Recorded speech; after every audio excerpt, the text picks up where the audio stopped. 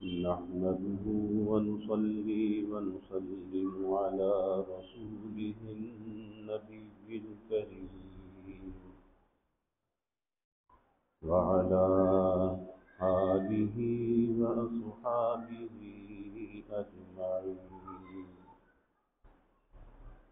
اللهم صل على سيدنا ومولانا محمد وعلى آل سيدنا ومولانا محمد وبارك وسلم صلاة وسلاما كثيرا كثيرا.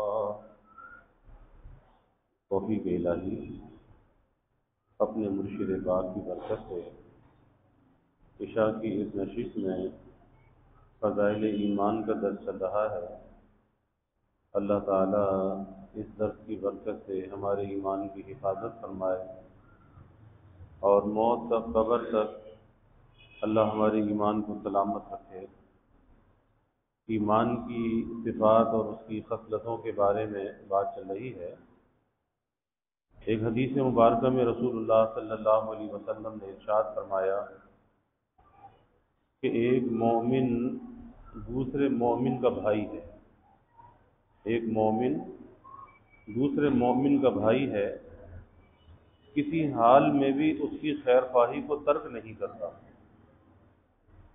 یعنی پہلی بات تو یہ ہے کہ مومن دوسرے مومن کا بھائی ہے، اور بھائی کا مطلب کیا ہوتا ہے کہ خیر خواہی کرنا.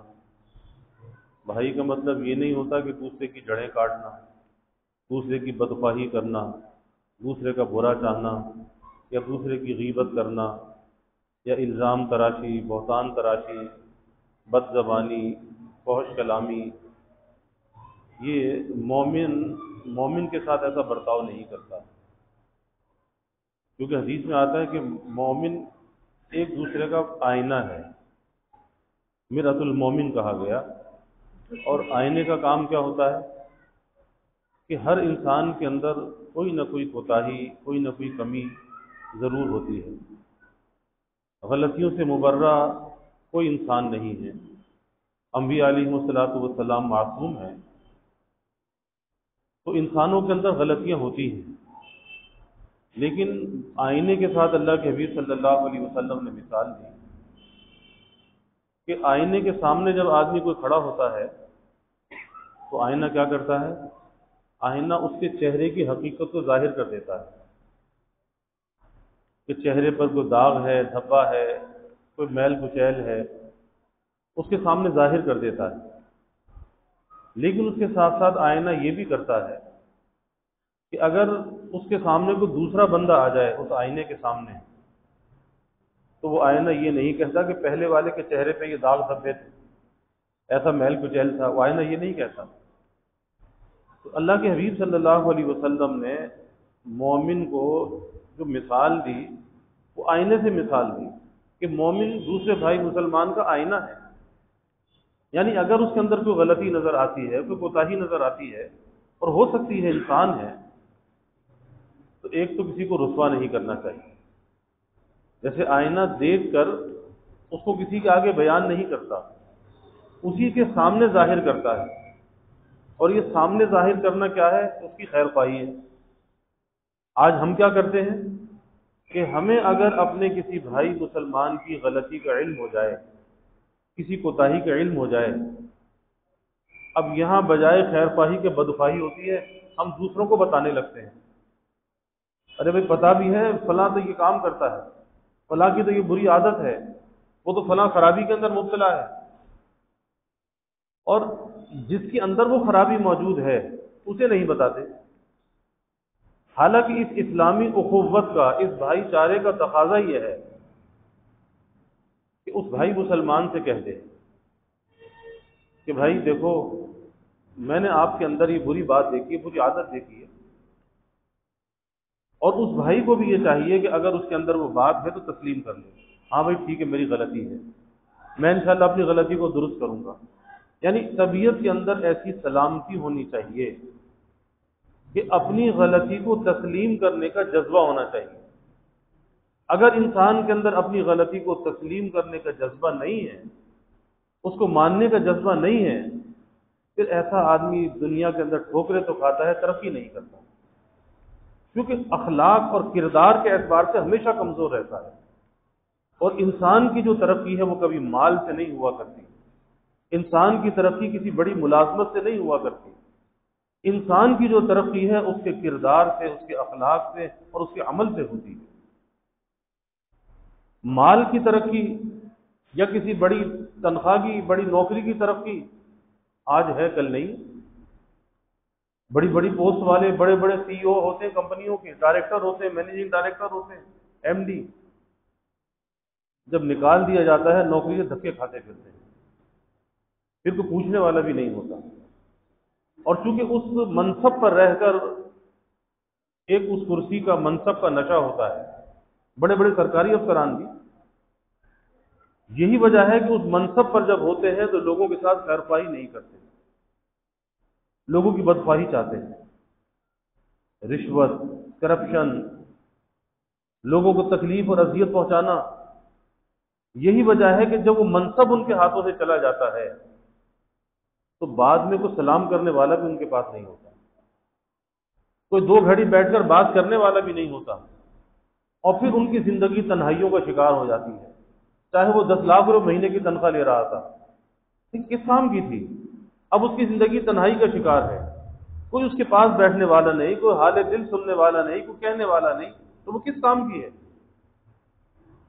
تو کبھی ایسا نہیں کرنا چاہیے کہ اپنے کسی بھائی مسلمان کی غلطی کو کسی دوسرے کے سامنے ظاہر کرے۔ اور غیبت بھی تو ہے نا، غیبت بھی ہے کہ ایک انسان غیبت کا ارتکاب کر رہا ہے، اور جب تک اس شخص کی جس کی غیبت کی ہے اگر اس سے معافی نہ مانگے، اللہ بھی یہ گناہ معاف نہیں کرتا۔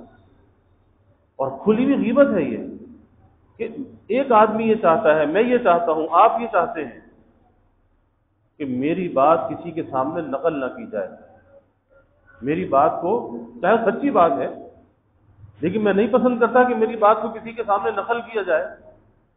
اب کوئی آدمی پسے پشت اس بات کو کسی سے کہے، ایک تو کہنے کے اندر وہ بات اس طرح سے نہیں رہتی جس طرح سے ہوتی ہے۔ آج لوگوں کے حافظے کمزور ہیں، آج کہو کچھ سمجھتے کچھ ہیں۔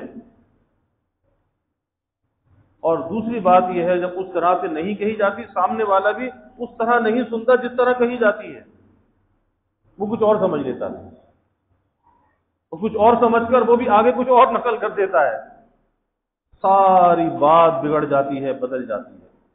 جس کے اندر حقیقت نہیں ہوتی، جھوٹ ہوتا ہے، کذب ہوتا ہے، الزام اور بہتان ہوتا ہے۔ اسی لیے اللہ کے حبیب صلی اللہ علیہ وسلم نے فرمایا کہ آدمی کے جھوٹا ہونے کے لیے اتنی بات کافی ہے کہ سنی سنائی بات کو کسی سے نقل کر دے۔ اس کے جھوٹا ہونے کے لیے اتنی بات کافی ہے کہ کوئی بات سنی تھی، نہ صحیح سے سن سکا، نہ سمجھ سکا، اٹھا کے آگے نقل کر دیا۔ بہت سے لوگ پیٹ کے کچے ہوتے ہیں، اس لیے ہر بات ہر کسی سے نہیں کرنی چاہیے۔ زندگی کا اصول ہے کہ پیٹ کے کچے ہوتے ہیں، بعض کانوں کے کچے ہوتے ہیں، کہ کوئی بات سنی اب اندر رک نہیں رہی، ارے بھائی تھوڑی ذرا تصدیق تو کر لے، اب بد ہضمی ہو گئی، وہ بات اندر رکتی نہیں ہے۔ جب تک 2-4 جگہ بیٹھ کر اس بات کا ذکر نہ کرے اس وقت تک اس کی بد ہضمی دور نہیں ہوتی۔ اب اندازہ لگائیے، بعض کانوں کے کچے ہوتے ہیں کہ کسی نے آ کر کچھ کان میں کہہ دیا، بس اس کا ریئیکشن اندر آ گیا، یہ نہ سوچا کہ بات صحیح ہے، غلط ہے، سچ ہے، جھوٹ ہے، اس کے اندر کتنی حقیقت ہے۔ کانوں کے کچے، بس اس کا ریئیکشن سامنے ظاہر ہو گیا۔ پھر ایسے لوگوں کی زندگی کے اندر سکون نہیں ہوتا، چین نہیں ہوتا، اطمینان نہیں ہوتا۔ اس لیے کہا جاتا ہے کہ زندگی اخلاق اور کردار سے بنتی ہے۔ آدمی اچھا اخلاق اور کردار سے بنتا ہے، اچھی صورت سے نہیں بنتا، اچھے لباس سے نہیں بنتا، اچھے مکان سے نہیں بنتا، اچھے کھانے پینے سے نہیں بنتا، مال و دولت سے اچھا انسان نہیں بنتا۔ اچھے کردار، اچھے اخلاق اور اچھی گفتار سے اچھا انسان بنتا ہے۔ اور یہ ساری چیزیں، اچھا کردار، اچھے اخلاق، اچھی گفتار، یہ انسان کے اندر کی چیز ہے، اس کی ذاتی صفت ہے۔ اگر اس کے پاس یہ چیز ہے کوئی اس سے چھین نہیں سکتا۔ یہ دولت ایسی دولت ہے، اس سے کوئی چھین نہیں سکتا۔ اس کا مال جا سکتا ہے، جائیداد جا سکتی ہے، سب کچھ جا سکتا ہے، کوئی خارجی چیزیں، باہر کی چیزیں۔ اسی لیے حکیم الامت حضرت تھانوی رحمۃ اللہ علیہ فرماتے تھے، اور عجیب بات فرمائی کہ بہت سے لوگ، کوئی اپنے مکان پہ فخر کرتا ہے، کوئی اپنے لباس پہ فخر کرتا ہے، کہ آج کے زمانے میں ہوتا ہے نا کہ کاٹن کا جوڑا، کلف لگا جوڑا پہن کر باہر نکلے اور بڑے چوڑے ہو کے چل رہے ہیں، سمجھتے کہ جوڑے کے اندر عزت ہے، اس جوڑے کے اندر عزت ہے۔ کوئی مہنگا موبائل فون بھی ہاتھ میں لے لیا تو سوچا کہ اس موبائل فون کے اندر عزت ہے۔ تو یاد رکھیے کہ جب وہ موبائل فون کہیں رکھ دیا تو عزت بھی رکھ دی۔ مجدد تھانوی رحمۃ اللہ علیہ یہی فرماتے تھے کہ جب یہ لباس گھر پہنچے، لباس اتار کر کھوٹی پہ لٹکا دیا تو کیا اپنی عزت کو کھوٹی پہ لٹکا دیا؟ عزت ایسی چیز ہے کہ جو کھوٹی پہ لٹک جائے؟ عزت تو انسان کے اندر کا وصف ہوتا ہے۔ اگر اس کے پاس وہ عزت ہے، وہ احترام ہے، اور وہ عزت اور احترام جب آتا ہے جب دوسروں کا عزت اور احترام کرتا ہے۔ وہی بات اللہ کے حبیب صلی اللہ علیہ وسلم فرما رہے ہیں کہ ایک مومن دوسرے مومن کا بھائی ہے، اور کسی حال میں بھی اس کی خیر خواہی کو ترک نہیں کرتا، خیر خواہی کو، بھلائی کو۔ یہ خیر خواہی، یہ بھلائی دل کے اندر ہونی چاہیے۔ یہ نہیں ادھر کی سنی ادھر کہہ دی، ادھر کی سنی ادھر کی کہہ دی۔ ارے دن میں نیکیاں کتنی کرتا ہے جو اپنی نیکیوں کو گنوا دیتا ہے۔ نیکی برباد اور گناہ لازم، اس سے زبان کو خاموش رکھتا تو بہتر تھا۔ جبھی تو اللہ کے حبیب صلی اللہ علیہ وسلم نے فرمایا من صمت نجا، جو خاموش رہا اس نے نجات پائی۔ لیکن وہی بات کہ پیٹ میں مروڑ اٹھتے ہیں، کانوں کے کچے ہوتے ہیں، نہ کان کی بات ہضم ہو، سنی ہوئی بات، اور نہ کسی کی کہی ہوئی بات۔ تو اس لیے انسان کو کردار کا پکا ہونا چاہیے، اخلاق اور عادات اس کی درست ہونی چاہیے، اس کی گفتار اچھی ہونی چاہیے۔ اسی لیے کہا جاتا ہے کہ خاموشی کے اندر نجات ہے۔ کئی وجوہات علماء نے لکھی ہے کہ خاموشی میں کیوں نجات ہے۔ ایک بڑی وجہ تو یہ لکھی ہے کہ خاموشی کا حساب نہیں دینا اور بولنے کا حساب دینا، اور جس چیز کا حساب دینا ہے پھنس جائے گا، حساب نہیں دے سکے گا، کیونکہ وہ اللہ کی عدالت ہوگی۔ وہاں پہ کوئی تعویل چلنے والی نہیں ہے تو تعویلیں چلا دیتا ہے، وہاں کوئی تعویل چلنے والی نہیں، اللہ کی عدالت ہوگی، اس ذرے ذرے کا حساب ہوگا، تو کیسے حساب دے گا؟ تو خاموش رہنے میں عافیت ہے، یہ خاموشی کا حساب نہیں دینا۔ اور ایک اور بات علماء نے لکھی ہے، فرمایا کہ بعض لوگ ایسے ہوتے ہیں کہ جن کی گفتار ایسی ہوتی ہے جب تک وہ خاموش رہتے ہیں ان کی عزت، ان کا احترام، ان کا بھرم قائم رہتا ہے، لیکن جب بولتے ہیں تو پھر ایسا بولتے ہیں جیسے اردو کی کہاوت ہے کہ کفن پھاڑ کر بولتے ہیں۔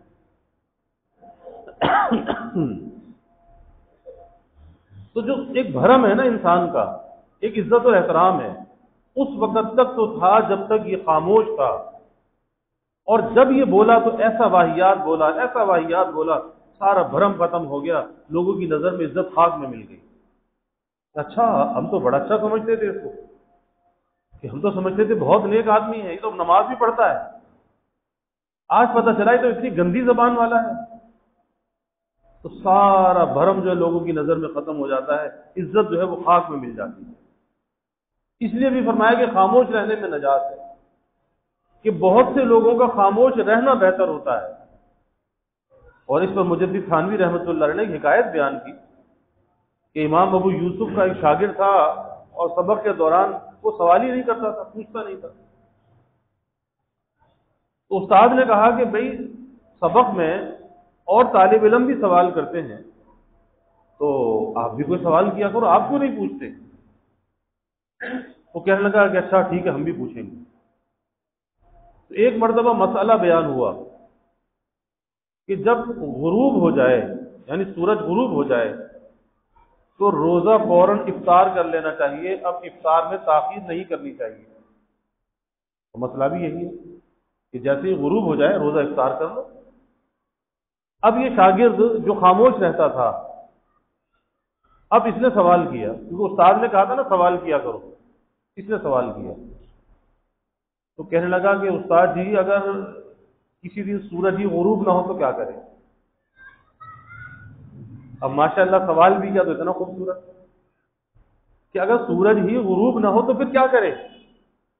استاد نے کہا کہ تیرا خاموش رہنا بہتر ہے، تو خاموش رہا کر، تو بولا تو یہ گل کھلائے، اس سے بہتر ہے کہ تو خاموش رہے۔ تو بہت سے لوگوں کا بولنا ایسا ہوتا ہے کہ گل کھلاتے ہیں، کہ وہ سارا ماحول جو ہے نا خوشبو کی پھول سے تو معطر ہوتا ہے، اور ان کے بولنے سے وہ مکفر ہوتا ہے، بدبودار ہو جاتا ہے، اتنا تعفن اس کے اندر ہوتا ہے، وہ متعفن ہو جاتا ہے، اس بولنے کا ہی اثر ہوتا ہے۔ اکثر گھروں کے اندر بھی ایسا ہوتا ہے کہ بات بات پہ انسان کا غصہ جب قابو سے باہر ہوتا ہے، گھر کے ماحول کو آگ لگ جاتی ہے، بد زبانی ہو جاتی ہے، اور سب سے زیادہ متاثر اولاد ہوتی ہے کہ جن گھروں کے اندر میاں بیوی کا تعلق خراب ہوتا ہے، آپس میں تلخی ہوتی ہے، ان کی اولادوں کو آپ دیکھ لیں، ان کی اولادوں کے اندر وہ چیز نظر آتی ہے، بد زبانی۔ کیونکہ جو باتیں کان میں پڑتی ہے نا کہ باپ یہ کہتا ہے، باپ تو گھر میں گالی دے کے بات کرتا ہے، تو بیٹا بھی گالی دے کے بات کرے گا۔ یہ نہیں ہے کہ باپ کی غلطی باپ کی حد تک محدود رہے گی۔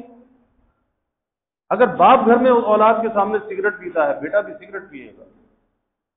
اگر گالی بکتا ہے تو گالی بکے گا، جھوٹ بولتا ہے تو جھوٹ بولے گا۔ سب سے زیادہ جو متاثر ہوتی ہے وہ اولاد متاثر ہوتی ہے۔ اس لیے اولاد کی تربیت کے اندر جس چیز کو دخل ہے وہ میاں بیوی کے آپس کے اچھے تعلق کو دخل ہے۔ اور لوگ سمجھتے ہیں کہ بس اولاد ایسی ولی اللہ بن جائے گی، جنید بغدادی بن جائے گی۔ نہیں بھائی، کچھ محنت کرنی پڑتی ہے، اس کے لیے پہلے اپنے آپ کو بنانا پڑتا ہے، کچھ اپنے آپ کو ریاضت کی بھٹی پہ چڑھانا پڑتا ہے، مجاہدے کی بھٹی پہ چڑھانا پڑتا ہے، اپنے جذبات کو روکنا پڑتا ہے، غصے کو قابو کرنا پڑتا ہے۔ اگر باپ کے اندر غصہ ہے، بیٹے کے اندر اس سے زیادہ غصہ ہوگا کہ یہ بڑھاپے میں جا کر بھی اس کا غصہ ختم نہ ہوا، اس کا جوانی میں کتنا غصہ ہوگا پھر بیٹے کا۔ پھر ایسے گھروں کا ماحول جو ہوتا ہے نا وہ جہنم کا نمونہ ہوتا ہے، وہ جنت کا نمونہ نہیں ہوتا۔ اس لیے خیر خواہی ہونی چاہیے، اور خیر خواہی کا ایک بہت بڑا عنصر یہ ہے کہ لوگوں سے درگزر کی عادت ہونی چاہیے، درگزر کی، معاف کرنی، اور توقع کسی سے نہیں لگانی چاہیے۔ کسی کی خدمت کر رہا ہے، کسی سے کوئی خیر کی بات کر رہا ہے، اللہ کے لیے کرے، کسی لالچ کے لیے نہ کرے، کسی نفع کے لیے نہ کرے۔ آج لوگ توقعات رکھتے ہیں، امیدیں لگاتے ہیں کہ فلاں یہ کر دے گا، فلاں وہ کر دے گا، تو یہ توقع لگانا شرک ہے، یہ شرک خفی ہے، یہ شخص شرک کے اندر مبتلا ہے۔ اللہ ایسے شخص کو کبھی پھلتا پھولتا نہیں کرتا۔ اللہ کے در کو چھوڑ کر، اللہ کو غیرت آتی ہے کہ اللہ کے در کو چھوڑ کر لوگوں سے امید لگاتا ہے۔ اللہ تو سب سے زیادہ غیرت والا ہے، سب سے زیادہ غیور ہے، کہ وہ رب موجود ہے جو کائنات کے ذرے ذرے کا مالک ہے، ساری کائنات کے خزانوں کا مالک ہے۔ ارے اس کے خزانوں میں کوئی کمی ہے تو مخلوق سے امید لگاتا ہے؟ کبھی مخلوق سے امید نہیں لگانی چاہیے۔ کبھی کوئی کام ایسا نہیں کرنا چاہیے کہ جس کی توقع رکھے کہ ہاں اس کا کچھ صلہ مجھے ملے اللہ کو راضی کرنے کے لیے۔ بس ٹھیک ہے، اللہ کی مخلوق سے بھلائی کی اللہ کو راضی کرنے کے لیے، اللہ راضی ہو جائے۔ اور جب تک معاملہ یہاں سے صاف نہیں ہوتا نا، یہاں سے اللہ اس کو دیکھتا ہے کہ یہ دل کیا ہے، یہ دل جو ہے نا یہ اللہ اس کو دیکھتا ہے کہ یہ دل کیا ہے، اس کے دل میں ہے کیا۔ انسان کو نہیں پتا کسی انسان کے دل کے بارے میں، اس کے دل میں کیا ہے۔ کسی انسان کو نہیں پتا کہ کس کو کس نظر سے دیکھ رہا ہے، لیکن اللہ کہتا ہے یعلم خائنۃ الاعین وما تخفی الصدور، کہا کہ ہم جانتے ہیں نظروں کی خیانت کو اور دلوں میں چھپے رازوں کو، کہ دل میں کیا ہے۔ اور جب تک یہاں سے معاملہ صاف نہیں ہوتا وہاں سے بھی نظر کرم نہیں ہوتی۔ نیتوں کو دیکھتا ہے اللہ، ارادوں کو دیکھتا ہے۔ اگر نیت میں ہی تذبذب ہے، شرک میں مبتلا ہے، امیدیں مخلوق سے لگائے بیٹھا ہے، لوگوں کے دروں پہ سجدے کر رہا ہے، شاید یہاں سے کچھ مل جائے، شاید وہاں سے کچھ مل جائے، شاید وہاں سے کچھ مل جائے، ارے اللہ کے در کو چھوڑ کے تو لوگوں کے در پہ جا رہا ہے، ذلت کی علامت ہے، اللہ سے مانگنا عزت کی علامت ہے، اور مخلوق سے امید لگانا ذلت کی علامت ہے، اور یہ خود اپنے آپ کو ذلیل کر رہا ہے۔ اللہ کسی کو ذلیل نہیں کرتا، اللہ عزت کی روزی دیتا ہے، اللہ احترام کے ساتھ دیتا ہے، اللہ کسی کو رسوا نہیں کرتا۔ یہ خود اپنے آپ کو رسوا کرتا ہے، اس کا کوئی دشمن نہیں، یہ اپنا دشمن خود بنا ہوا ہے، یہ اپنی روزی کے راستے، اپنی روزی کے دروازے خود بند کرتا ہے۔ اس لیے خیر خواہی ہونی چاہیے، خیر خواہی بے لوث، ایسی خیر خواہی، ایسی بھلائی کہ جس کے صلے کی کوئی توقع اندر نہ ہو۔ یہ نہیں کسی کو سلام کروں، آج میں کسی کو سلام کروں تو یہ مجھے سلام کرے گا، تو بھائی ایسا سلام تو اپنے پاس رکھ، یہ کسی کام کا سلام نہیں جس میں یہ توقع ہو۔ لوگ دعوتوں میں جاتے ہیں نا، شادیوں میں جاتے ہیں، لفافے دے کر آتے ہیں، رسم بد ہے، ختم کرنا چاہیے اس رسم کو، رجسٹر میں لکھوا کر آتے ہیں، کس امید پر؟ آج ہم دے کر آ رہے ہیں، کل یہ ہمارے ہاں دے گا، ہم اندازہ تو لگائیں۔ اور قرض نسل در نسل چلتا رہتا ہے۔ ارے بھائی کسی کو دینا ہدیہ کر دو، پھر وہ آپ کی دعوت میں آئے یا نہ آئے، دے یا نہ دے، قطع نظر اس سے یہ قرض ہے۔ باپ چلا جاتا ہے، وہ کاپی بیٹے کے پاس آ جاتی ہے، بیٹا چلا جاتا ہے، پوتے کے پاس آ جاتی ہے، وہ کاپیاں چلتی رہتی ہیں خاندان کے اندر۔ تو ایسی رسموں سے بچنا چاہیے۔ خیر خواہی یہ ہے کہ اگر دینا ہے نا، اللہ کی رضا کے لیے دے دو، ہدیہ ہے، ہدیہ محبت کے لیے دیا جاتا ہے، بدلے کے لیے نہیں دیا جاتا۔ اور آج تو یہ حالت ہے کہ اگر ہم 500 دے کر آئے تھے تو اچھا، اس میں تو 1000 پھر دینے ہیں، اور ایسی ایسی بدنیتی لوگوں کے اندر ہے، یعنی یہاں تک لوگوں کی نیت ہے، یہ باتیں کانوں سے سنی ہوئی باتیں ہیں کہ جی اگر کہیں پر 1000 روپے دینے ہیں تو کھا کر بھی تو اتنا آنا ہے نا، وہ حساب تو برابر کر کے آنا ہے۔ ایسی ایسی نیتیں لوگوں کی ہوتی ہیں، آپ اندازہ لگائیے کہ 2-4 بچے بھی ساتھ لے جاؤ تاکہ حساب تو برابر کرے نا، تو کیا پیسے کے بدلے کھا کر آ رہا ہے؟ ارے بھائی مسلمان نے دعوت کی ہے، اس کی خیر خواہی کر، یہ تو بدخواہی ہے۔ اس لیے اللہ کے حبیب صلی اللہ علیہ وسلم نے چھوٹے سے جملے کے اندر ساری اہم بات بیان فرما دی کہ زندگی کا ایک رخ متعین فرما دیا کہ بھائی مومن مومن کا بھائی ہے، بھائی بھائی کے ساتھ بھلائی تو کرتا ہے لیکن توقع نہیں لگاتا، امید نہیں لگاتا۔ تو خیر خواہی کو ترک نہیں کرنا چاہیے، اور اگر کسی کے ساتھ اور کچھ نہیں کر سکتے تو بھائی اس کے لیے دعا ہی کر دو، اس کے لیے دعا کر دو، یا اللہ اس بھائی کی مشکل کو دور کر دے، اس کی پریشانی کو دور کر دے، یا اللہ اس کو بیماری سے شفا دے دے، یا اللہ قرضے سے نجات دے دے، تو اس کے حق میں دعا کر دو، یہ بھی خیر خواہی ہے۔ اس سے بڑھ کر کیا خیر خواہی ہوگی کہ غائبانہ بھائی مسلمان کے لیے دعا کریں؟ حدیث میں آتا نا، جو روزانہ 27 مرتبہ اپنے بھائی مسلمانوں کے لیے دعا کرے، اللہ تعالیٰ اسے مستجاب الدعوات بنا دیتا ہے۔ اللہم اغفر للمؤمنین والمؤمنات والمسلمین والمسلمات۔ اب اس میں مومنین اور مومنات، مسلمین اور مسلمات، ان کے لیے مغفرت کی دعا آ گئی۔ اگر کوئی 27 مرتبہ روزانہ یہ دعا مانگے، اللہ اسے مستجاب الدعوات بنا دے گا، اس کی دعاؤں کو اللہ قبول کرے گا۔ کیوں؟ اس کے اندر خیر خواہی ہے۔ کیسی خیر خواہی ہے کہ تمام مسلمین اور مسلمات اور مومنین اور مومنات کے لیے یہ مغفرت کی دعا مانگ رہا ہے، یہ نہیں کہ کسی کی جڑیں اکھاڑ رہا ہے، کسی کی ٹو میں لگا ہوا ہے، کہاں سے کماتا ہے، کہاں سے کھاتا ہے، اس نے اتنی جلدی ترقی کیوں کر لی۔ پھر لوگ تبصرے کرتے ہیں، ارے کو 2 نمبری کی ہوگی، پڑھا کیا ہوگا، یہ کیا ہوگا، وہ کیا ہوگا۔ ارے بھائی کچھ بھی کیا ہو، اگر کیا تو حساب دے گا، تم سے تو حساب نہیں لیا جائے گا، تو تمہارے پیٹ میں کیوں مروڑ ہوتا ہے؟ اگر اس نے کوئی غلط کیا تو کل اللہ کے سامنے حساب بھی دے گا۔ ان قریب موت آنے والی ہے، قبر میں جانے والا ہے، اس کی خبر خود پوچھ لے گی۔ اچھا کیا ہے تو اچھا سلوک کرے گی، اور برا کیا ہے تو برا سلوک کرے گی۔ یہ فیصلے دنیا میں کیوں کرتے ہو؟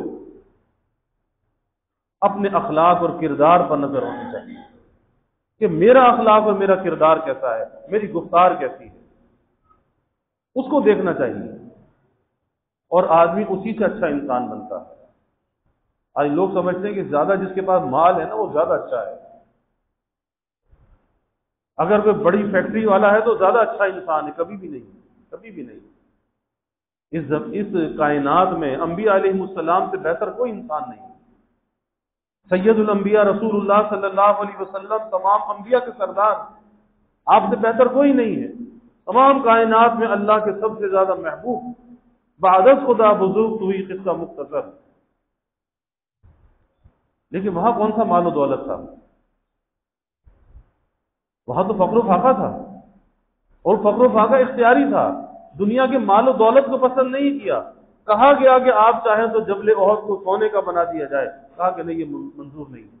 نہیں، ایک دن کھانا پیٹ بھر کر کھاؤں تو شکر ادا کروں، ایک دن فاقہ ہو تو میں صبر کروں، شکر کے ذریعے بھی اللہ کا قرب حاصل کروں اور صبر کے ذریعے بھی اللہ کا قرب حاصل کروں۔